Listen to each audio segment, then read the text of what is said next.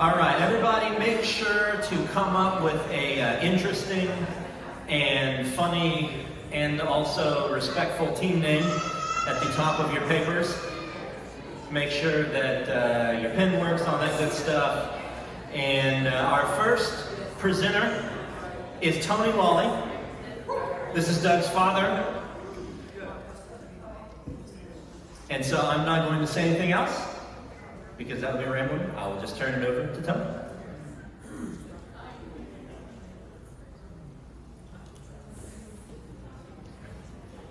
I first met Doug.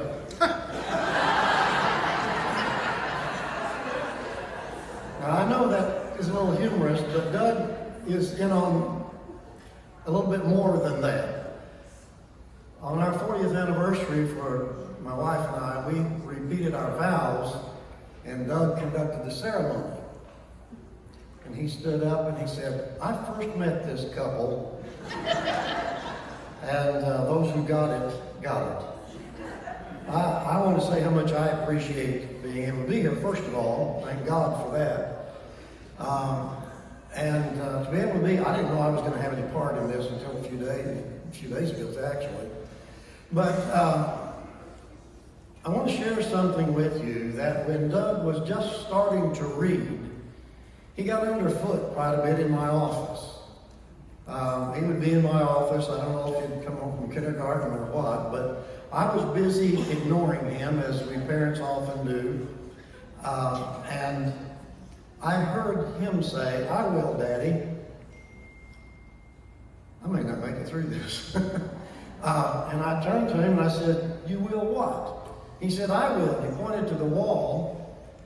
And at that young age, I had, little poster things on the wall. And on the wall up there, I had a placard that said, "If I don't do it, who will?" And he said, "I will, Daddy."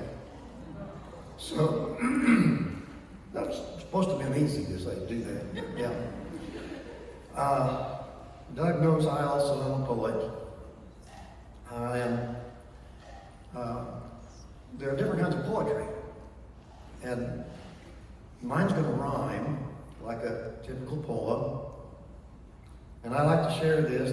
I've titled it a real complicated title. It's entitled "About Doug."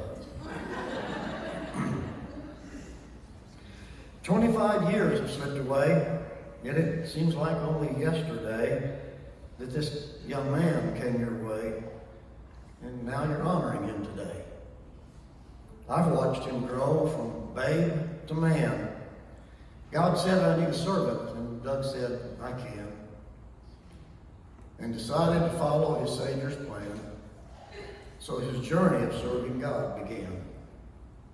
He's grown into a Christian and strong, teaching others God's right from wrong.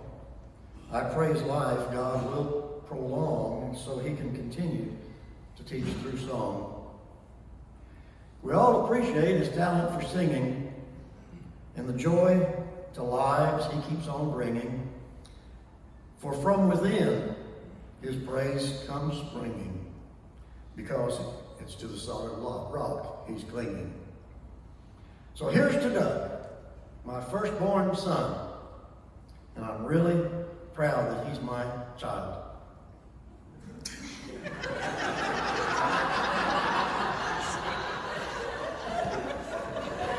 And this day of honor makes me glad that I'm the one he calls his pops.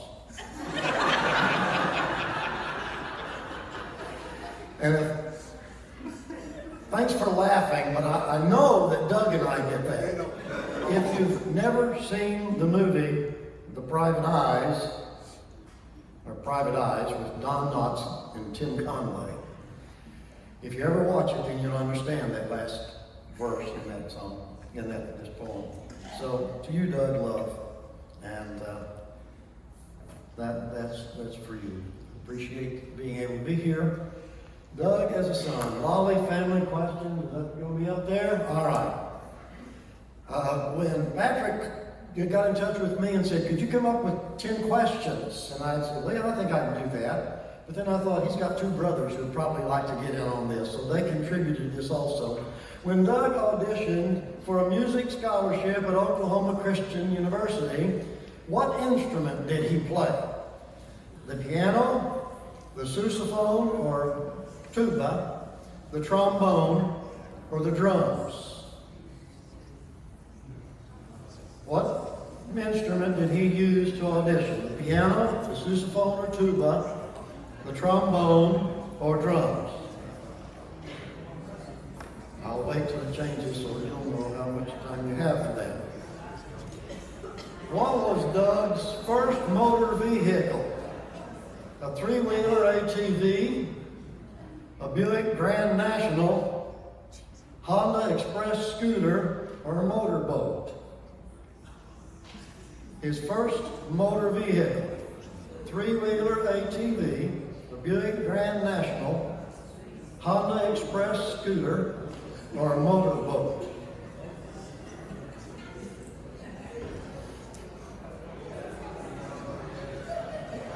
Okay. How did Doug earn money to buy his first motor vehicle? Now remember, we lived in Kansas at the time, worked on a farm, mowed grass, magazine subscription salesman, party singer.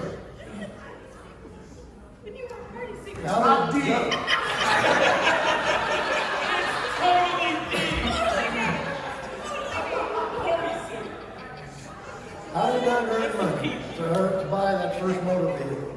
And I will say that he came and he said he wanted to buy something, and we said, if you earn the money, then you can do that. Worked on a farm, mowed grass, magazine subscription salesman, party singer.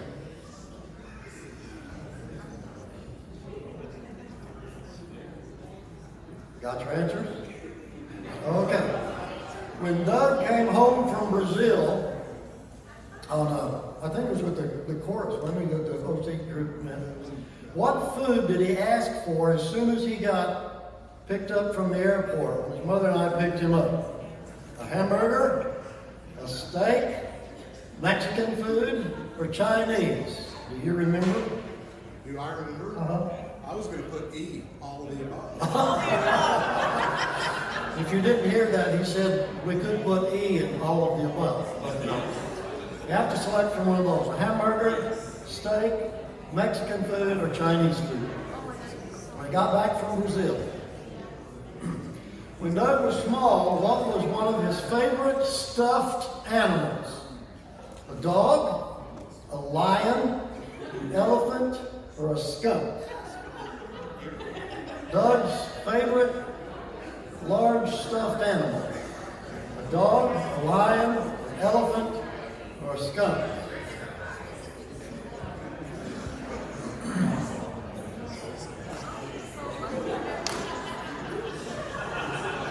Okay. What was the name of Doug's family's first dog? Midge, Scooby, Muggsy, or Spike? The name of Doug's or our family's first dog: Midge, Scooby, Muggsy, or Spike?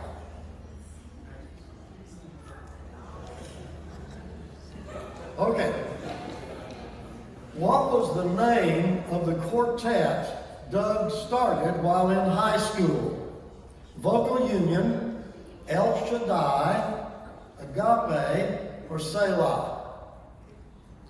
The name of the quartet Doug started while in high school. I think we still have some of them if anyone would like to buy a copy.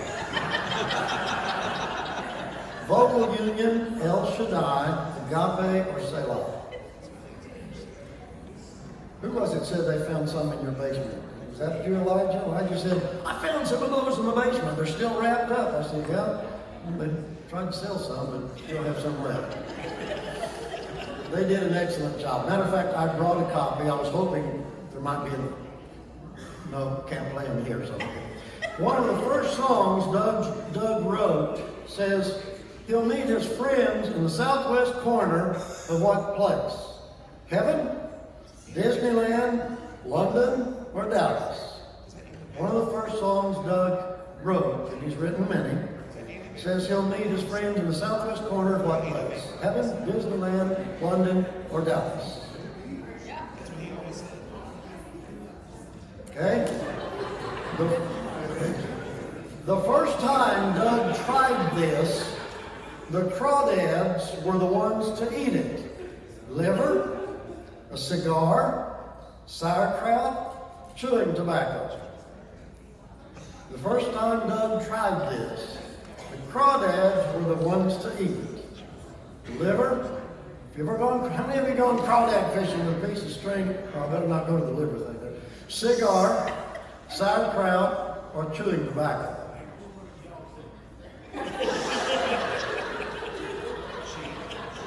What did Doug do at the dinner table one time while the kids were all home to cause a fight?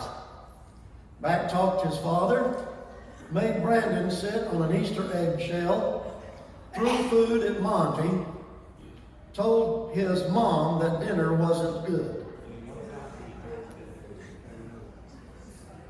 You having a hard time remembering this one? Not now that I'm seeing it. Okay. Did he backtalk me? Make Brandon sit on an Easter egg shell? I think with the egg still in it, maybe. I don't know.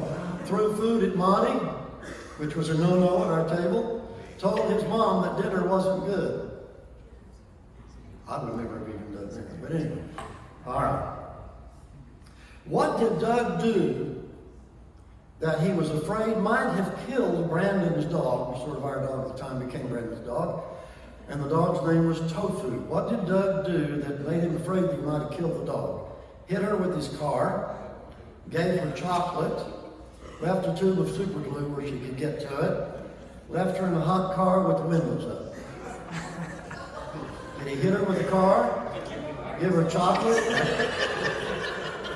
left a tube of super glue where she could get to it, or left her in the car with the windows up, the hot car?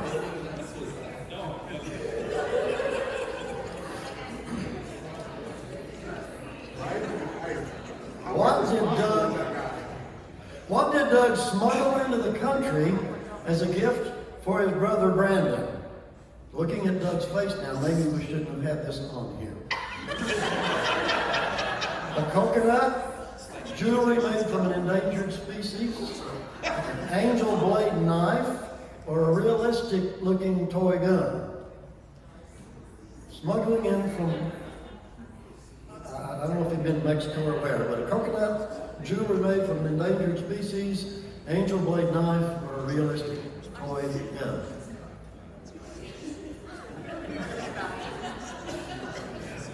Okay. Is that all on? Okay. All right, if everybody's got their answers on, we'll just... Thank you. Oh, you're going to go through them now? Yeah, Oh, all right. That way we don't have to go through all 52 at the end. Okay, that's Do fine. you remember all the writings? Yeah. All right, what did he do what instrument did he use? The B. I have sousaphone, it was a tuba. For the record, I auditioned for a vocal and an instrumental scholarship. I sat at the piano and played a song that I wrote and played the tuba. So A or B is the correct answer. Okay. A or B. Well, I knew he had auditioned for both vocal and the other, but all right. And I told him I wasn't going to embarrass him tonight. All right, what was his first motor vehicle? Three-wheeler ATV, Grand National, Honda Express, or motorboat? C, the Honda Express Coupe. It had every bit of 50 cc's. Yeah, there you go. Okay. How did Doug earn money? What? Party singer? No, he was B. He mowed grass. What did he ask for on that same day he came back from Brazil? About as soon as he got in the car. What? Chinese? Mexican.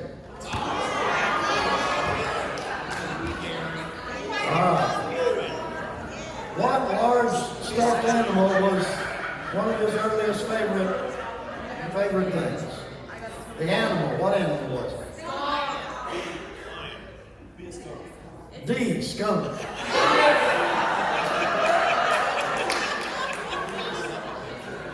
And before I left home to come up here, I looked in top of one of the cabinets out in the utility area.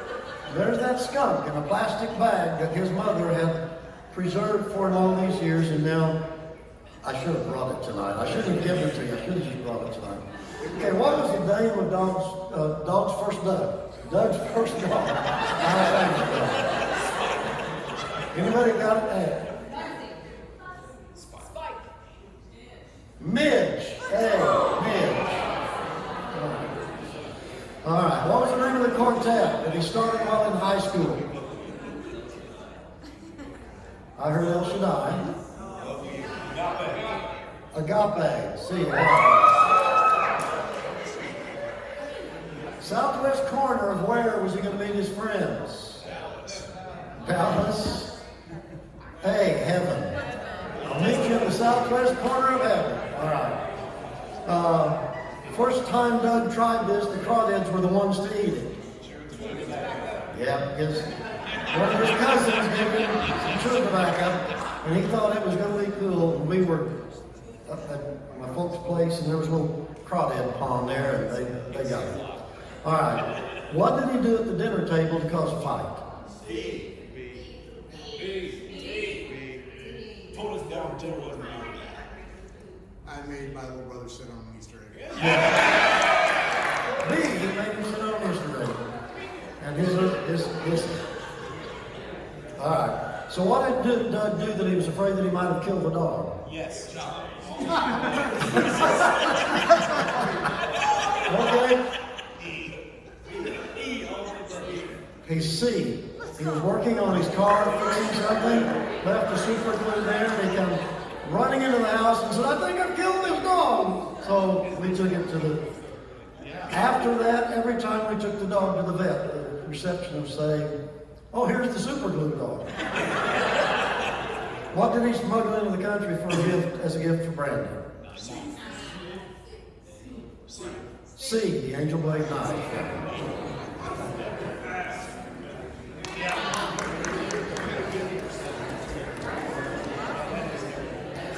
All right, did any table get all 12 of those right? Oh, no, okay, all right, so everybody's still in it, nobody's perfect. That's what we're learning tonight. Okay, Isaac and Elijah, you guys come on up. Okay. Yeah, that requires action from you today. All right, Doug's children have given us the next segment. I'm enjoying this. I've already learned stuff that I didn't know, and this is way better to do now while somebody's alive. You know, learn all these cool things about him. So let's keep that going.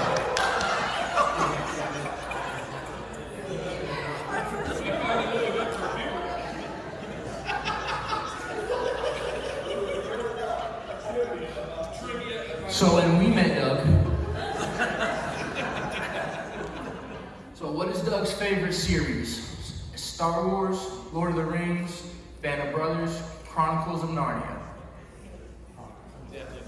Let's do Narnia.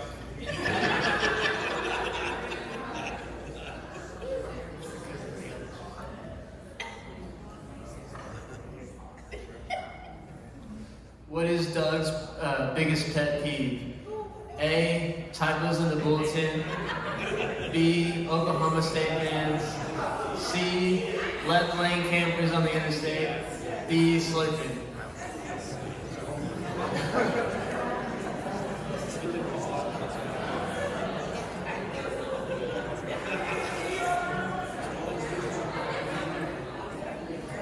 What is Doug's favorite Major League Baseball team?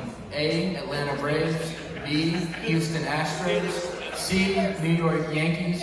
D, Pittsburgh Steelers. Go Steelers!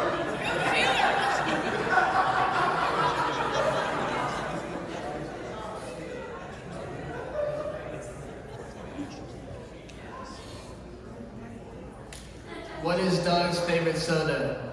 A, Diet Dr. Pepper. B, Coke Zero. C, Crystal Clear Pepsi. Or D, Diet Coke.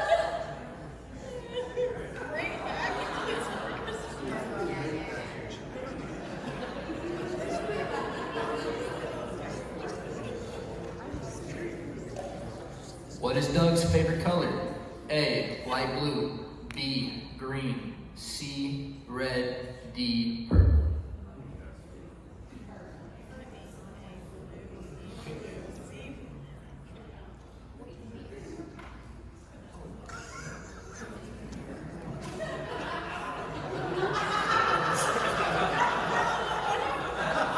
In the famous toothbrush salesman story, how many times does the salesman attempt to sell toothbrushes? A, 2, B, 3, C, 4, boom, D, 5.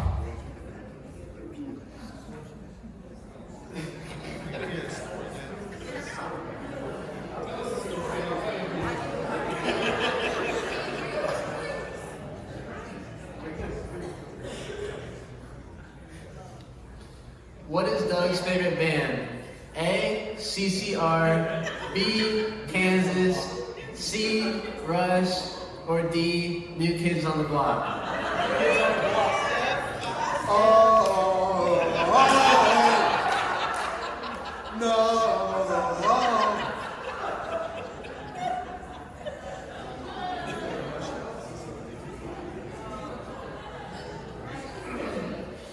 Who is Doug's favorite Dallas Cowboy quarterback? A, Roger Staubach, B, Troy Aikman, C, Tony Romo, or D, Dak Prescott?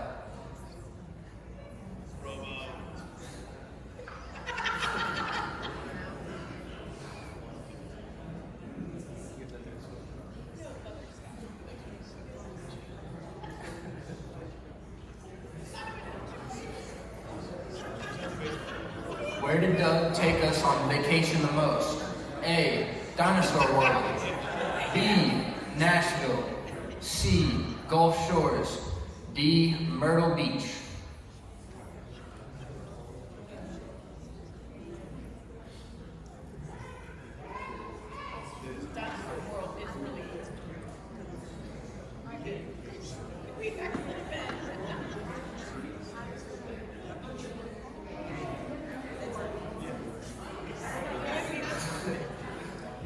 What popular game did Doug spend too much time and money playing?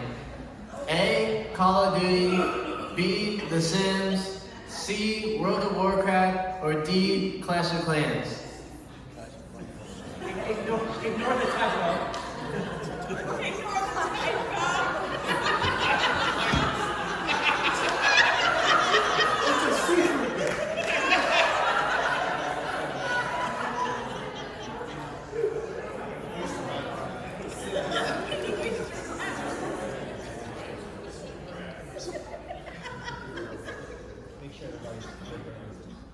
Everybody made their answers?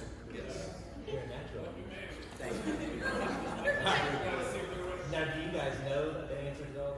We'll see.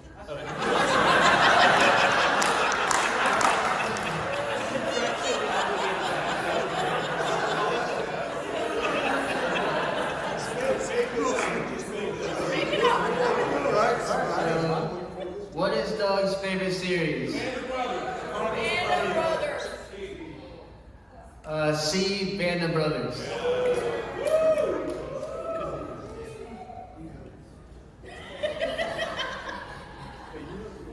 Yeah. So, what is Doug's biggest pet peeve?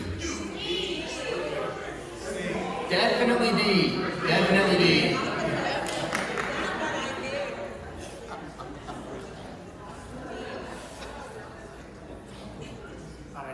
What is Doug's favorite Major League Baseball team?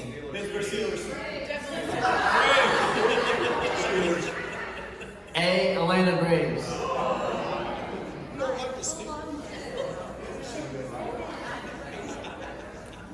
What is Doug's favorite soda?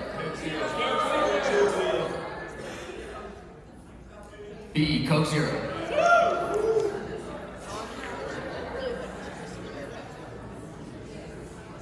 What is Doug's favorite color?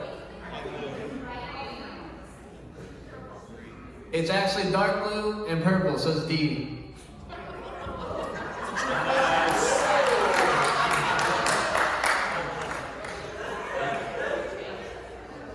In the famous toothbrush salesman story, how many times does the salesman attempt to sell toothbrushes? Tell the story before the answer. That's his story. A, 2, B, 3, C, 4, D, 5. 3. B, 3. Now we need the story.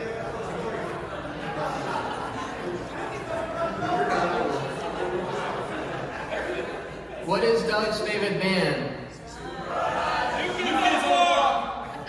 Yeah, it's Rush. C.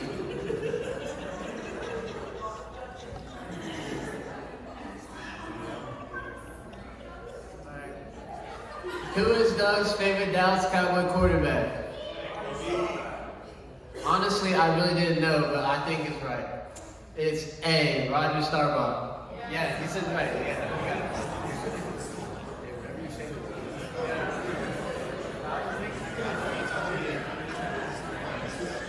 9. Where did Doug take us on vacation the most? The A, Dinosaur World, B, Nashville, C, Gulf Shores, or D, Myrtle Beach? Y'all did your research on Facebook. C, Gulf Shores.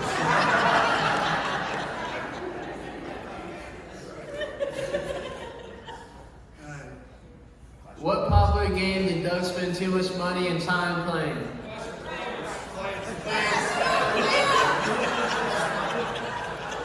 Yeah, a lot of you guys play with them, so it's D, Clash of Clans.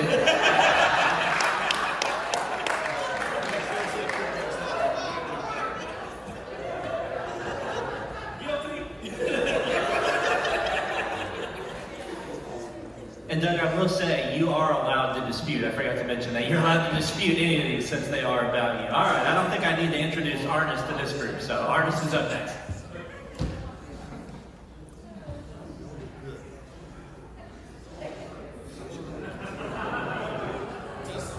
Facts about Doug. Do number 1. What is an item that Doug collects? Beanie Babies, lighthouses, magnets, or Fabergé eggs?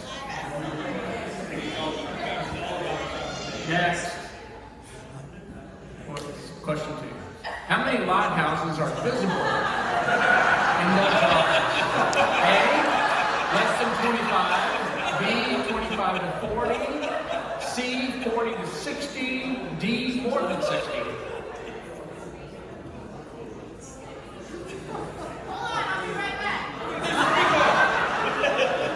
He probably doesn't even know. I went in and counted.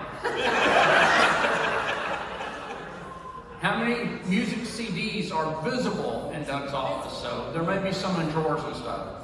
A, less than 25. B, 25 to 40. C, 40 to 60. D, more than 60. Next. What month in 1997 did Doug begin his career here at Westport Road? September, October, November, or December? It was 97. I got here in July. Next. What was Doug's major at Oklahoma Christian? Was it A, fashion merchandising, B, music, C, Bible, D, psychology? What was his major? Definitely A. Definitely. All about the fashion. What does minor at Oklahoma Christian? A, sales, B, Bible, C, chemical engineering, D. I didn't come up with the wrong answers. D, music education. What was his minor? What award did Doug win his last year at Oklahoma Christian? A, outstanding senior Bible major. B, President's Achievement for Academics. C, the OC Community Service Golden Plate. D, Best Towel Snapper. Next question. How many full-time ministry jobs did Doug have here at Westport Road? A, 0. B1, C2, D3. Full-time official positions here at Westwall Road. Oh, I'm sorry. I read it wrong. How many before he came to Westwall Road? I think the next question may be, right, so, yeah, before he got here, 0, 1, 2, or 3. Was this his first position in full-time ministry, or second or third? Or, yeah, whatever, fourth. Where did Doug serve as youth minister before Westport Road? A, Baton Rouge, Louisiana. B, Tulsa, Oklahoma. C, Fresno, California. D, Robert Hatch, Kentucky. Rabbit Hatch, Kentucky. I can't read. Is there a Rabbit Hatch, Kentucky? Wow. Okay, cool. The mayor is a dog. All right, where was he before he came here? All right. How many official positions, here we go, has Doug had at Westport Road? A, 1, B, 2, C, 3, D, 4. Official positions here.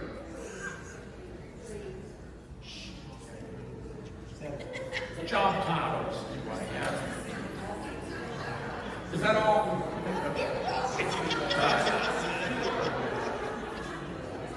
So we'll go through this if y'all aren't ready. So, what's an item he collects? The answer is, of course, B, lighthouses. How many lighthouses are visible in Doug's office? Did you know, Doug? There's more than 60. More than 60. I had to count 3 times. I think it's 72. So, D, more than 60. How many music CDs are visible in Doug's office? A, less than 25. B, 25 to 40. C, 40 to 60. D, more than 60. The answer is C. It used to be over like 500, but now it's just about 50. So, all right. What month of 97 did Doug begin here at Westport Road? He began here in December. D. What was Doug's major at Oklahoma Christian? It was Bible. C, Bible. What was Doug's minor at Oklahoma Christian? It was D, music education. This is based on his resume, if his resume is correct.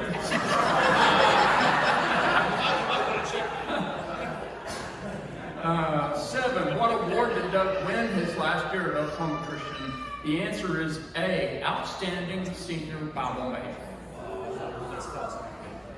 Yeah, that's pretty impressive. Next question. How many full-time ministry jobs did Doug have before Westport Road? Full-time jobs. Doug? 2. C. And one of them was in Baton Rouge, Louisiana. And one was in Fresno, California. So where did he serve before Westport Road, immediately before Westport Road? Fresno, California. We got him from California.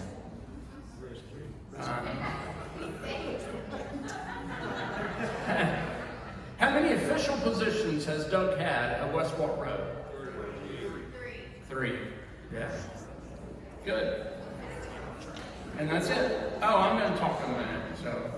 So, 25 years together at Westport Road. It's pretty incredible. I'm not sure how that happened. I think it was a God thing.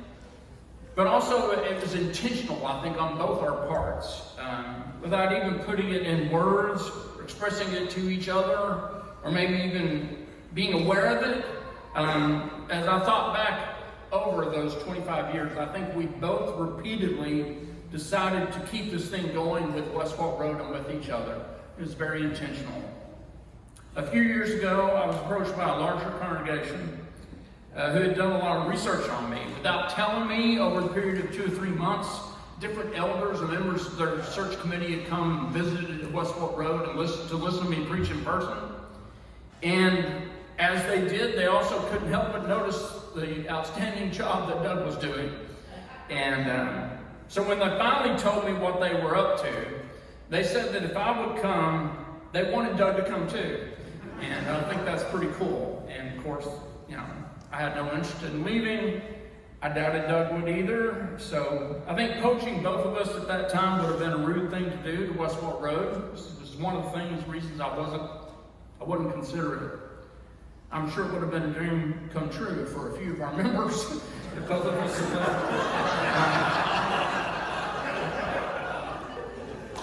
No, they're not here.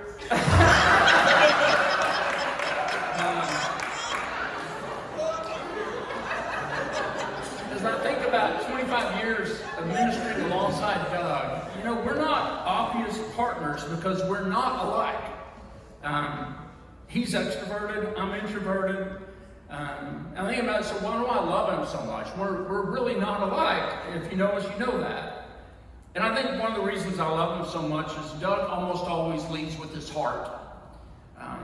And that's with regard to just about any situation or person that comes up. It can be a bad thing. If somebody approaches Doug with a complaint or problem, Doug's initial reaction when his heart feels threatened, feels attacked, he might lash out, he might get defensive. But that doesn't last. He thinks on it, he reflects on it, and will oftentimes listen and act differently and make up with the person if he needs to. Sometimes he struggles to interact with introverted, left-brain people. Doug and many engineering types are like oil and water. They just don't get each other at all. And it isn't that Doug doesn't have a mind too. He does. In fact, I think people who don't know Doug very well tend to underestimate his mind. He's actually brilliant. And while he leads with his heart, his mind catches up. I tend to lead with my mind, but my heart eventually catches up. And I think you can see the difference between us when you think about what we do when we go on sabbatical. We have 4 weeks, the elders give us 4 weeks to go and recharge, and we do it differently. I go off in the woods with a big stack of books, because that sounds wonderful. Doug goes from town to town to town, visiting old friends and renewing old friendships and making new friendships. Doug comes back recharged with relationships, both new and renewed, and I come back with a sermon series and a lot of research for the next year of sermons. But guess what?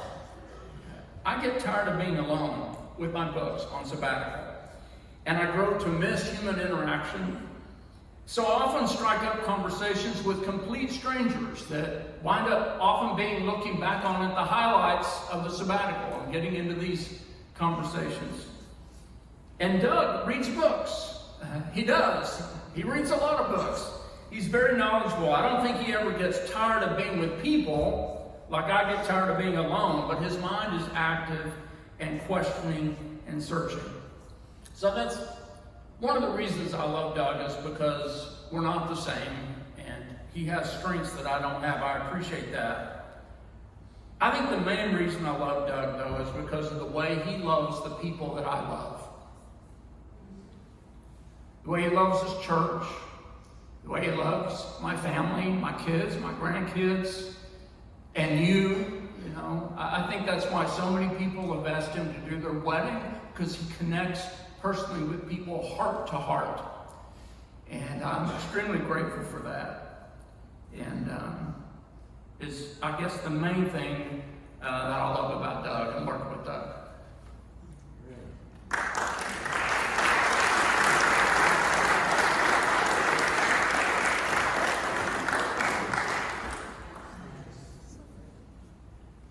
That was very sweet. Back to the irreverence. I didn't think about the difficulty of transitioning from Arnis being very thoughtful to me imagining how I felt about Doug in 1997 when I was 13 years old. There's no connecting thread between those two things. So we're just gonna roll on. All right. Although, of course, I feel very strongly about that, in the best ways. Where was Doug's first out-of-state trip with students as the WRCC youth minister? And again, none of these were vetted with Doug, so if he needs to correct me at some point, he can. Is it A, Oklahoma Christian University, B, Mount Rushmore, C, Las Vegas, because that's where youth ministers take their kids, and D, Harding University? Just to go to Vegas. What happens in Vegas stays in Vegas. All right, number 2. Doug introduced our Whirlpool youth ministry students to a minister who baptized which serial killer? Was it A, Ted Bundy, B, Jeffrey Dahmer, C, John Wayne Gacy, or D, the Zodiac Killer?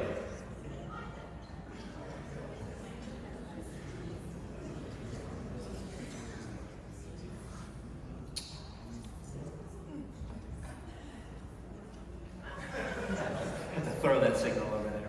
All right, number 3. This was one of Doug's first themes for a teen week at Springville Bible Camp. Was it A, Inside Out, B, Upside Down, C, It's Getting Hot in Here, or D, Troublesome Times Are Here? Well, the more traditional track. And I will say, this is a great chance for me to say, the transition of the senior week at Springville Bible Camp is one of Doug's greatest lifetime achievements. And I don't know that that's something that this generation of student knows or understands. Our senior week was nuts before Doug came, and we were regularly climbing up onto the roofs of the cabins. We were averaging a prank about every 30 minutes. We were throwing people's toiletries in the actual toilet. We were kidnapping people. We were removing stuff from It was awful. No, that was not just me. I mean, sure, I did my share of pranks, but we went from an environment where people had a lot of fun, but also got really hurt. And I don't just mean physically by falling off a roof, but I mean, emotionally from having their things gone through or being mocked. We went from that to an entire week that was crafted to basically meet God. And having seen, when I first got, I was scared.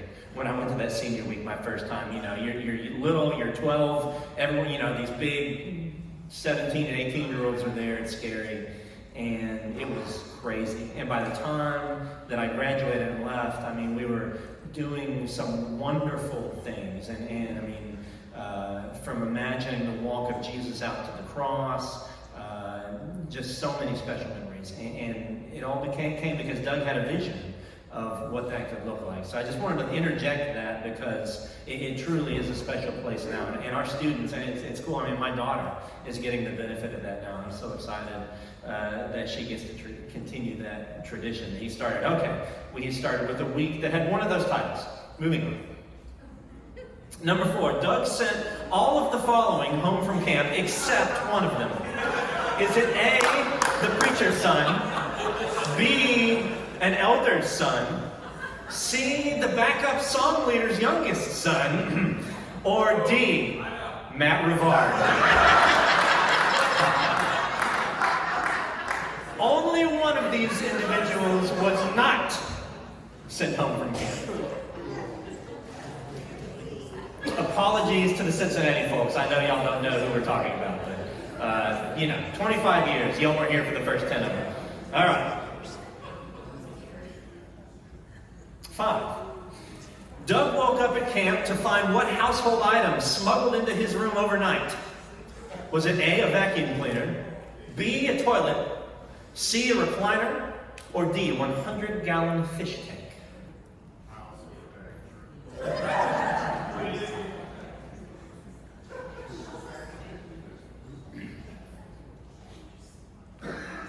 6. Doug drove students backwards through which chain's drive-through? And I will admit one of these might not have been chain. A, McDonald's. B, Toy Tiger. C, Wendy's. Or D, Burger King. Okay, well yeah, you'll have to inform me about that because I don't know anything about it. And not attractive.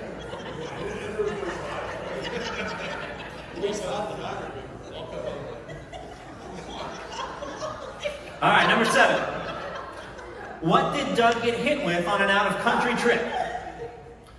Was it a vehicle, a bat, a rock, or a sloth?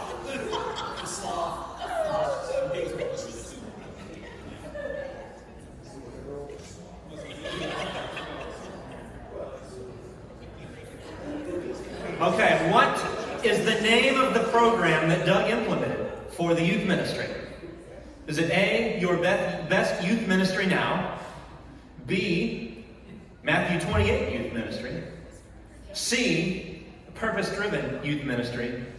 Or D, Youth Ministry for Dummies?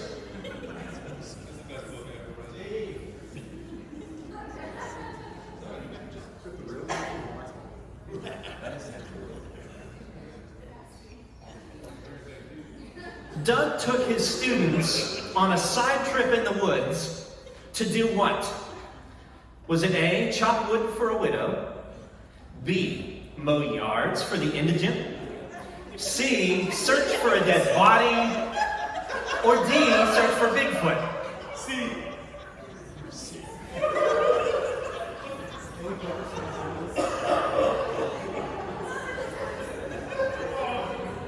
And 10. Where did Doug discover the concert of prayer?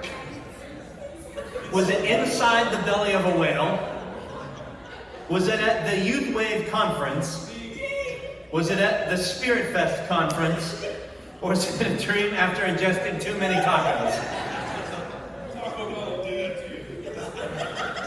All right, we'll see if I can quickly rewind here. This is not fast. There you go. All right, hopefully you guys have all got your answers locked in, even though we have no way to check. All right. Doug first took us out of state. Where do you guys think? It was D, Harding University. Oh no, Sam's correcting me. What? All right. That's right. Where was Doug's second out of state? See, here's the problem. I didn't go on that first trip to Winterfest, so I didn't know it happened. So there we go. In my mind, I'm right. Okay, it was actually Winterfest. Anyone that wrote Winterfest down instead of an actual answer gets double credit. Don't do it now, Sam. All right, number 2. All right, which serial killer did we meet the baptizer of? Yeah, obviously we don't know who D is, so it couldn't be that. B, Jeffrey Dahmer. Crazy. How did you know that guy, Doug? How'd you know that minister? I was curious about the case. We were on our way to Duluth. We needed to stop in Madison, Wisconsin, where he was the preacher. I thought it'd be a good time to talk to him and have him talk about that whole thing with you guys. So you just had heard about the event? We'd only talked on the phone before. Yeah. Okay. Oh, cool. All right. So you didn't actually have a personal connection with that minister or Jeffrey Dahmer. Got it.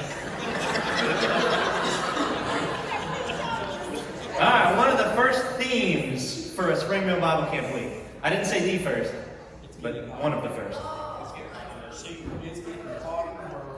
B, upside down. Story of the apostles in Acts. Right? Okay. my brain, these just came out of my brain, so who knows? This could all be wrong. We're in a dream. Okay.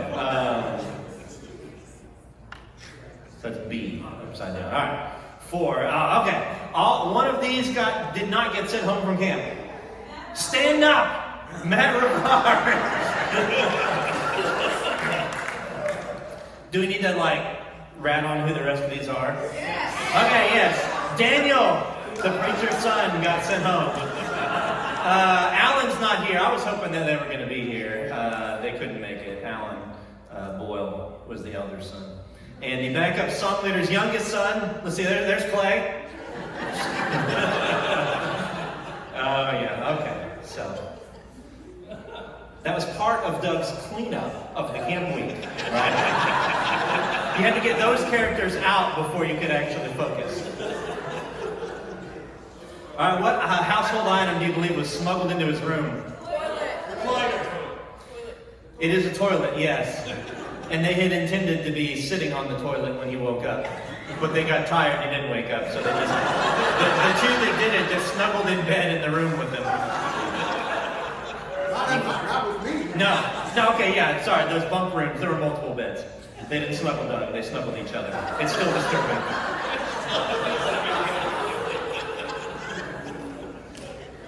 Alright, which chain did he drive us backwards through? Toy Tiger. Nope. It was a Wendy's. C, Wendy's. In a white minivan with a spoiler, because it was a sport one.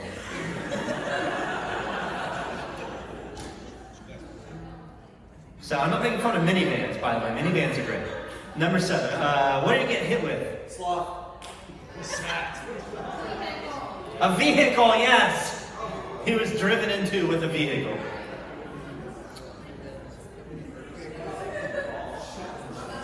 All right, the name of the program Doug implemented for the youth ministry.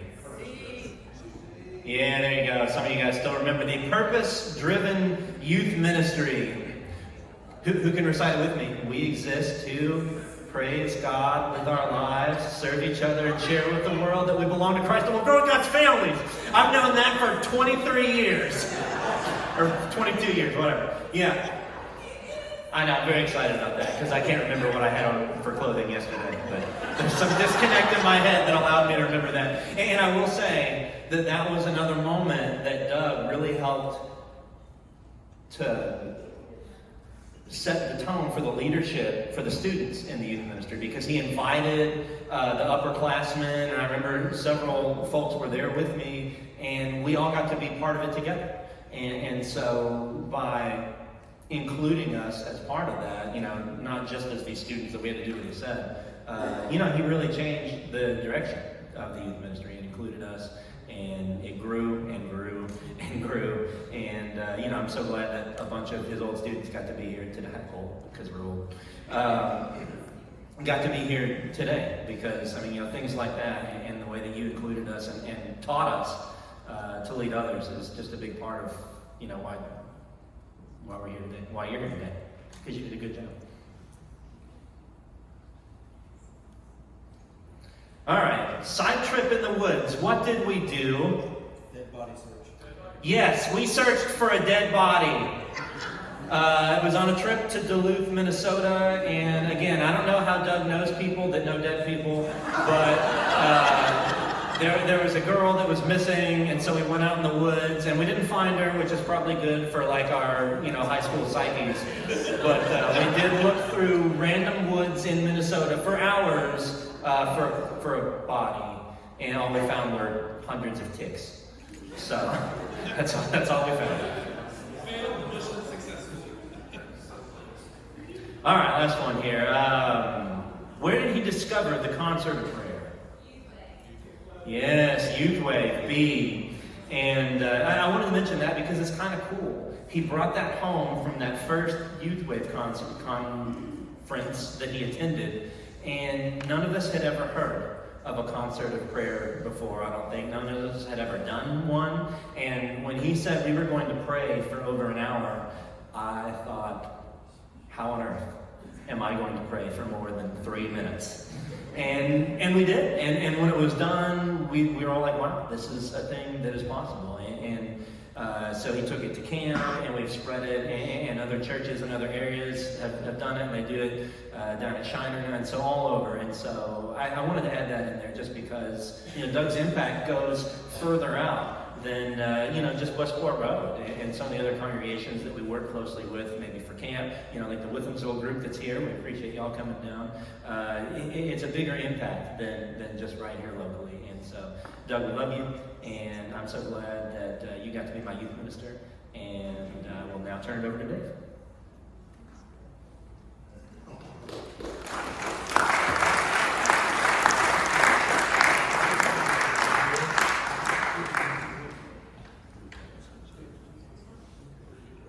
Yeah, I'm Dave Pierce. I've been a member here for about 13 years. Been on the praise team for I don't know how many years, 8, 9 years, something like that. Doug, you've been a good friend to me. I hope you continue to be my friend after I read some of these questions. One of Doug's favorite stories is about a song leader that was having trouble leading a song because he had fuzz in his A, songbook, B, nose, C, pitch pipe, D, eye. And again, this is one of Doug's stories, so I won't tell the story, but it has a great line. 2. And if you were hoping for nice, complicated official questions to wrap up the competition, I think you're going to be disappointed. 2. Doug strongly dislikes which musical feature added to any song. A, beatboxing. C, singing tenor an octave high. C, that was B, sorry. C, singing bass an octave low. D, clapping.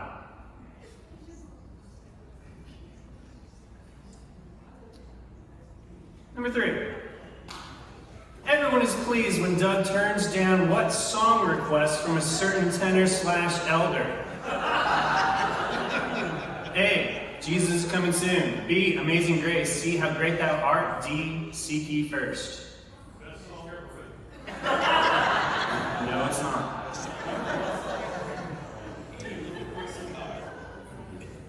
This is not a praise team song, or question. 4, what would someone have to do to get kicked out of one of Doug's poker games? A, bring the wrong snacks. B, unknowingly win a hand by sheer dumb luck. C, bring the wrong drinks. D, use foul language.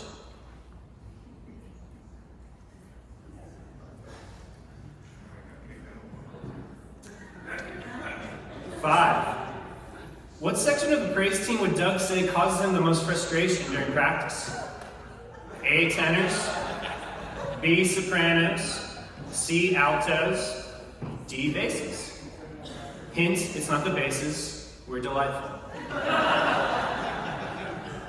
E, all of the above. No. There's an official answer, though. 6. What is Doug's favorite worship song? A, Is Sheila About Me. B, Let God Arise.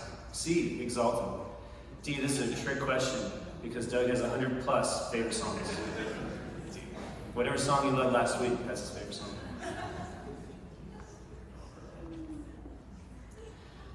7, why does Doug continue to join the WRCC Fantasy Football League? A, the thrill of competition. B, a chance for fellowship with his buddies. C, a chance to show off his football knowledge. D, he's a compulsive gambler.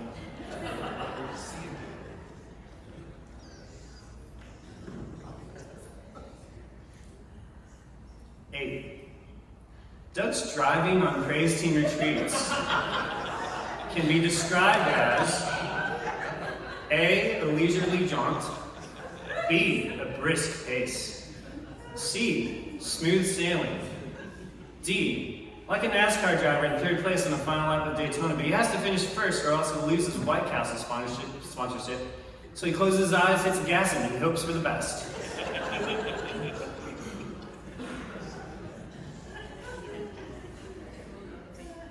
9, why doesn't Doug give any solos to the bass section?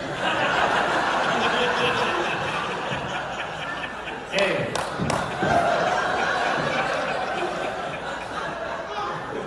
it would be too glorious. B, He's afraid that the applause would last through Sunday lunch. C, the auditorium isn't big enough for the throngs of people that would show up when they heard it. D, all of the above.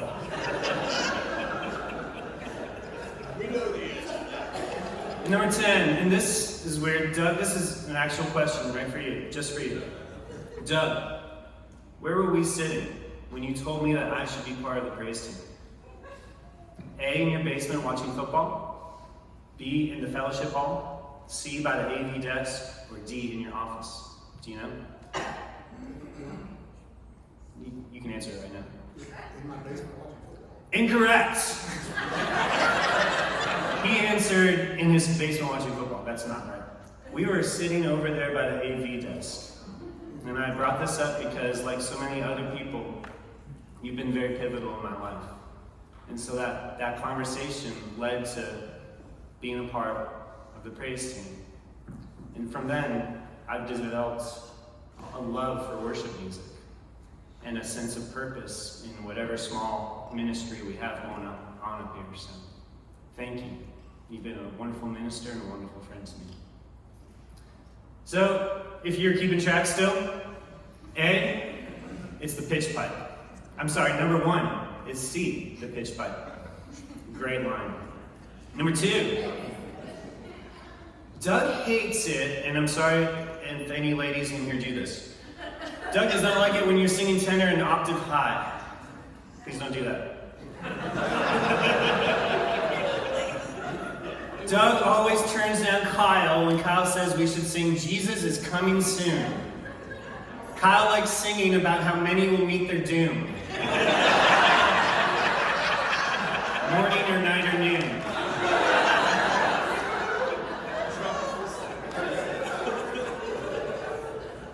I've seen people play poker with him and not realize they won because they don't know what a flush means. Doug does not like that. It's B, sorry.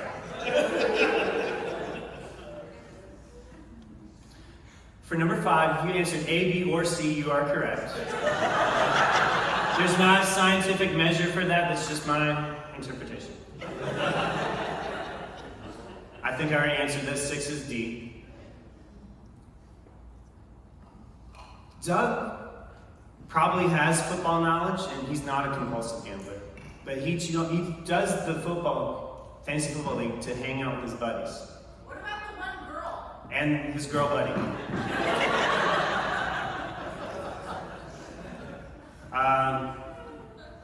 It's D. That's a lie. It's not white pastor. Parties. Yeah, sure.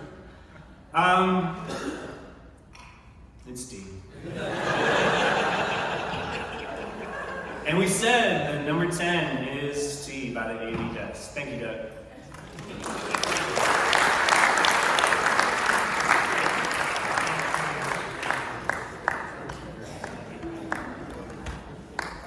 All right, so I need you guys to tally up your scores.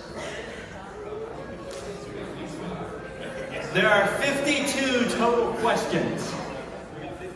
I want to see a show of hands from any table that got over 25 points.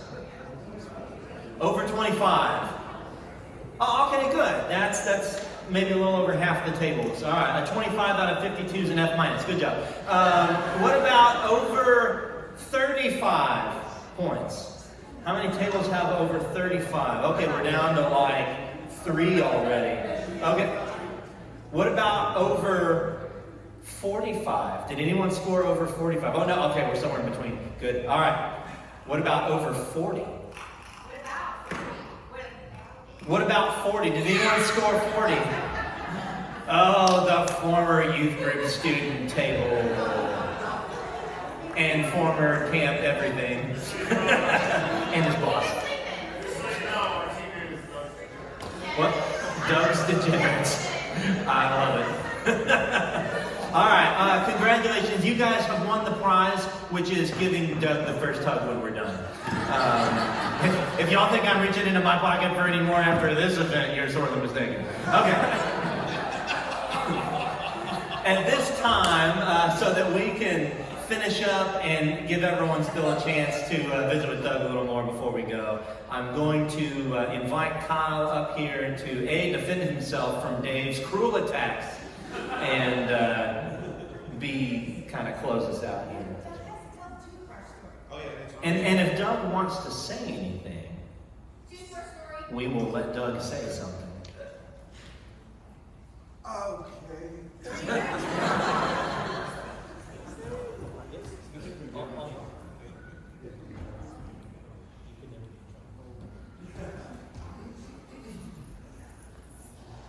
It's probably safer for me to tell the toothbrush story than to tell you what I'm feeling, because I wouldn't get past about 5 seconds of it.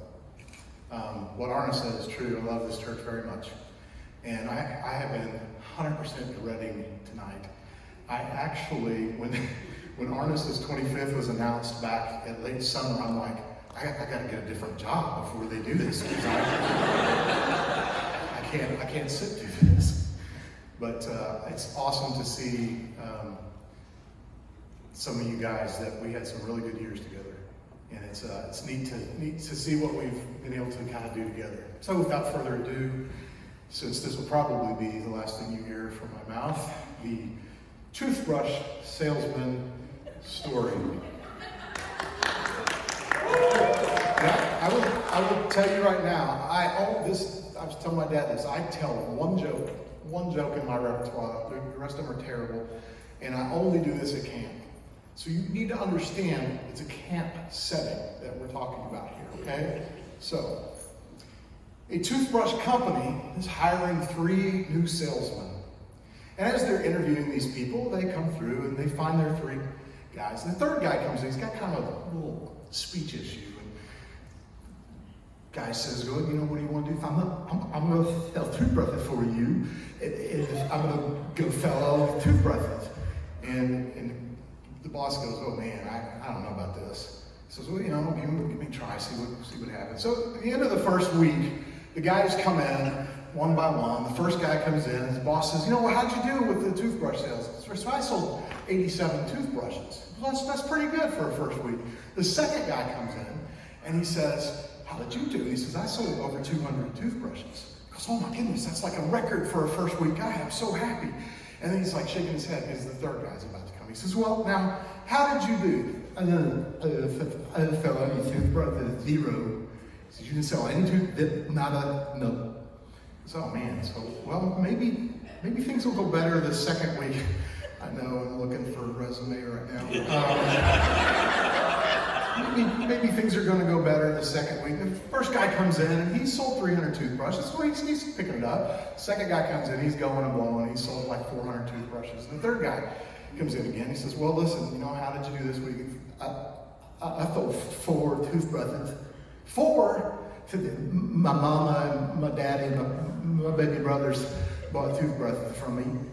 And the boss says, listen, Damon, you're a nice guy, a very sweet person, but we can't have this. I'm gonna have to let you go. Give me one more chance. I promise you I'll make you feel proud. I was so many toothbrushes. And the boss says, all right, I got one more week. One more week.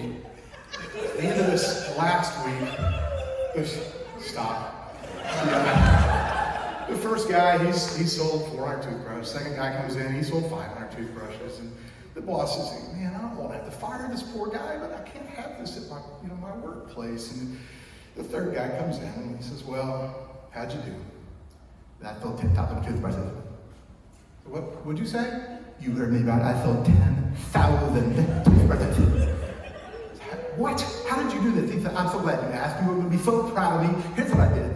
I went down to a big shopping mall, and at that shopping mall, I set up a table, and I put a nice tablecloth on the table, and I put a big bowl of chips on the table, and a big bowl of dip on the table, and I put a sign out there that said, free chip and dip. And people would come along, and they would take a chip, and they would take some dip, and they would eat it, and they would go, ew, this tastes like bird poop. And I said, it is bird poop. Would you like to buy a toothbrush?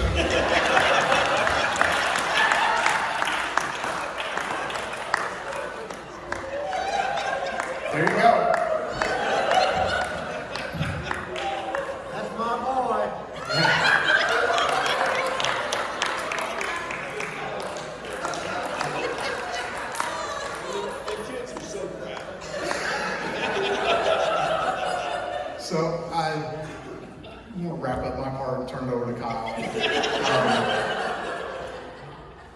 it is hard to describe what this church means to me. And I know you know it, but the last 2 years have been hell.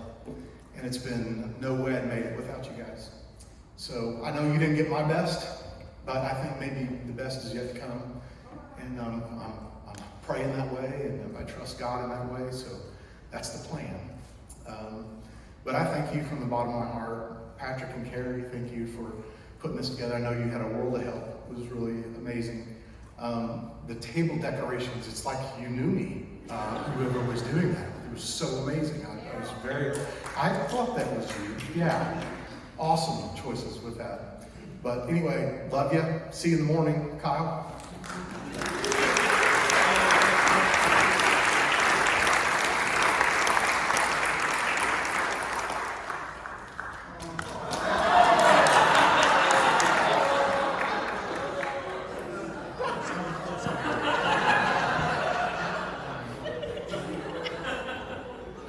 I was going to get him a gift card for $1,000, but he wanted the hug instead.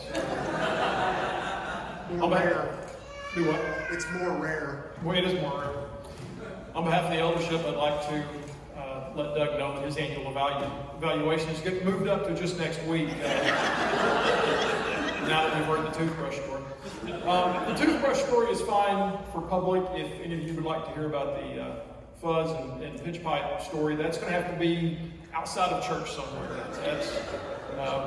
We can retain him as a minister with the toothbrush story, not so much with the pitch pipe. As Doug mentioned, he really didn't want to be here tonight, to tell you the truth. When back in the fall we had Artis's celebration, and some folks, Patrick, Carrie, Carol, several folks realized that, hey, Doug showed up just 6 months later. His 25th is going to be right around the corner. We need to figure out what we're going to do for him. So they approached Doug. Doug, what are we going to do? And he said, look, do whatever, but I do not want some large extravaganza thing. I do not want some large gathering where I am the center of attention. What do you have in mind? And they said, well, we were thinking large gathering where you were the center of attention. He says, well, look, if we're going to do this, though, I don't want some formal kind of thing. I want a true party atmosphere where we're just laid back, but I mean, just an absolute rock and roll party. We're swinging from the chandeliers, lampshades on the head. It's going to be amazing. Where are we going to do that? Church auditorium. There you go. Well, if we're going to have this big party, I mean, I'm talking a huge blowout party. That's what I want. That's what you're going to get, Doug, a big, huge blowout party. We're going to party all night, right? We're going to party all night. When do you want to do it? 5 in the afternoon.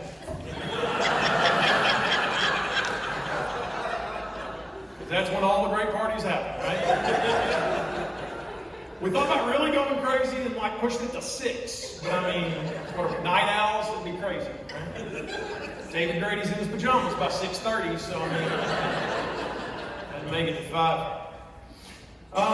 But Doug, the concept of worship is an amazing thing.